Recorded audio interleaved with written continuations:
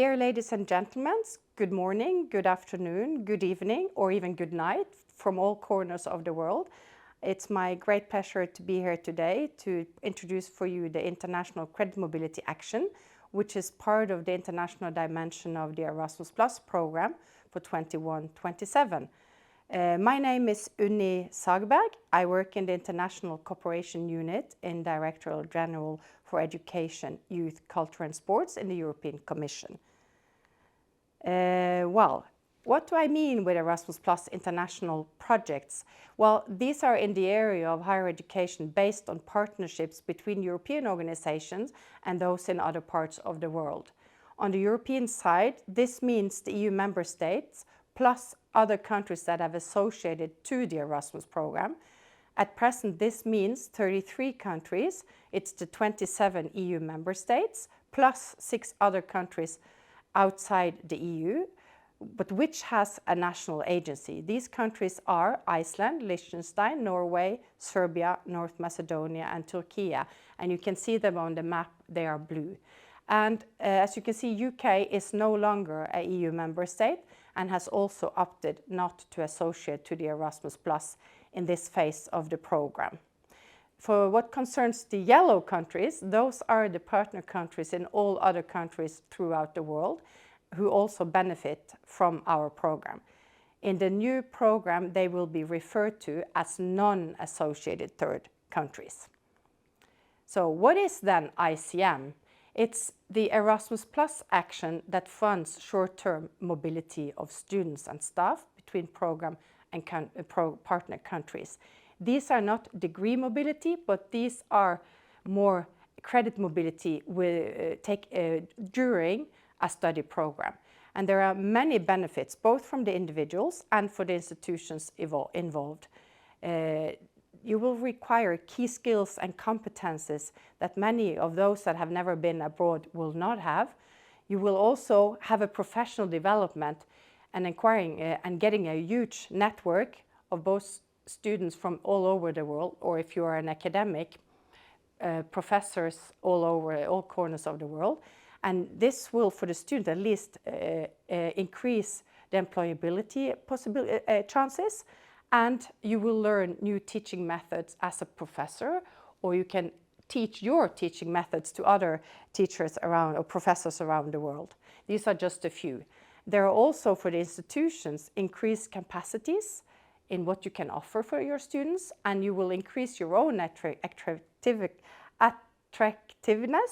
and the internationalization of your institution, which again can improve to higher quality in your higher education study offers. So how does it work? Well, this is what we will refer to as a decentralized action, meaning that it's not run from Brussels, but it's managed by the 34 Erasmus Plus national agencies based in the program countries. Here it's 34, while I said 33 program countries, but this is because in Belgium there are 2 Erasmus Plus national agencies. So I've done my mathematics correctly. It is, however, a global action, and the world is divided into regions which have different budgets allocated per year. And these budgets are linked to the political priorities of the European Commission. In this program period, the 4 prioritized regions are the Sub-Saharan Africa, which accounts for around 26% of the total budget of over 1 billion euros. So it's a quite extensive budget set aside just for this action. And then you have for the Western Balkans 19%, and for the South Mediterranean region 17%, and for the Eastern Partnership around 12%. So this slide shows the different regions and how we have listed them in the Erasmus Plus program guide. I will not go through them in detail, but please, if you look at the presentation afterwards, then you can find your country or territory in the list, and you'll find out which region you belong to. So what kind of activities are supported in the ICM? These are, as I said, student mobility, which is a huge component, and then staff mobility. For the student mobility, it can be carried out in any study field and study cycle, also short cycle, bachelor, master's, and PhD level. And it's also open to recent graduates. That means students that are enrolled in their last year of studies. The physical mobility can last from 2 to 12 months or between 5 to 30 days if it's part of what we call a blended mobility. Student mobility can take the form of a study period abroad at a partner higher education institution, or as a traineeship where you actually have a work placement or an internship abroad in an enterprise, a research institute, a laboratory, an organization, or any other relevant workplace. You can also have what we refer to as blended mobility, which is a combination of physical mobility with a virtual component, which is facilitating a collaborative online learning, exchange, and teamwork. The two types of student mobility could be combined if the total duration of the mobility period does not exceed the maximum of 12 months per study cycle. So when I say per study cycle, this means that actually a student, if you go on an Erasmus at bachelor level for, let's say, 6 months, you can again, when you are in master's, go for another 6 months or up to 12 months between, which I explained previously. So this is why I said per study cycle. Okay, so, yes, now let's go to the other activities that are supported. So all partners in an ICM project can send and host students and staff as described in their submitted project proposal, and provided that they have received a grant. For certain countries, however, bachelor's and master student mobility is only possible from third countries to Europe. This means that third countries' university can send, but they cannot host. And these students can receive grants, though, from other Erasmus Plus actions. The countries where we have restrictions, you can find in the list by clicking on the link that you can see on the slide here. Be aware that the Western Balkan region is exempted from this restriction. Also, it has to be said that the European partners, they can use part of their intra-European mobility budget to fund their student mobility to restricted countries, which I explained above, under ICM.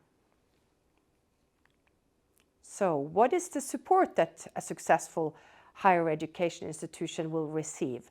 Well, it's first a grant to cover the mobility of the number of students and staff they have applied and got a grant for, and this grant will cover all the cost of the individual and travel grants and include a portion of organizational support. When I say all the cost, it's maybe a bit misleading because they receive a daily contribution to their expenses abroad, depending on whether their mobility is incoming to Europe or outgoing from Europe. So it's not expected to fully cover all expenses, but a huge contribution to your study period. In addition, they will also receive a travel contribution, which is based on the distance between the sending and the receiving institution. You can find in the Erasmus Plus program guide more detailed information about this if you're curious about the exact rates. This varies from year to year, therefore I have not listed it here. When it comes to the institutions, the Mobility Project Grant will include a contribution of 500 euros per mobile participant in order to offset any cost that the institution will have of organizing the mobility project. So it can be linked to the selection, preparation, the reception, integration of participants, etc. Many institutions, they organize some welcome events, and they can use this money for these kind of activities. So the program higher education institution will receive the entire organizational support we refer to as OS grant, which you can agree to share between the partners in the partner countries as well. But then this has to be listed in what we refer to as the interinstitutional agreement, and we strongly encourage including it there. And yes, so and the next slide. So the selection of the projects are based on an annual call for proposal issued by the European Commission. And only higher education institutions, as I said, in the program countries can apply. They do so on behalf of their partners. So therefore it's important that you also make yourself, if you are in a partner country, that you understand what is part of an interinstitutional agreement. Because once you apply and once you get the funding, you will have to comply to those parts of this, the parts in the interinstitutional agreement. And the project, ICM project in the application, they also contains all the countries and the partner universities the European higher education institution intend to cooperate with, as well as their cooperation plan in each region. And also the European beneficiary may also change or add partner higher education institutions during the implementation of the program. But these are details maybe more relevant if you are representing a European higher education institution.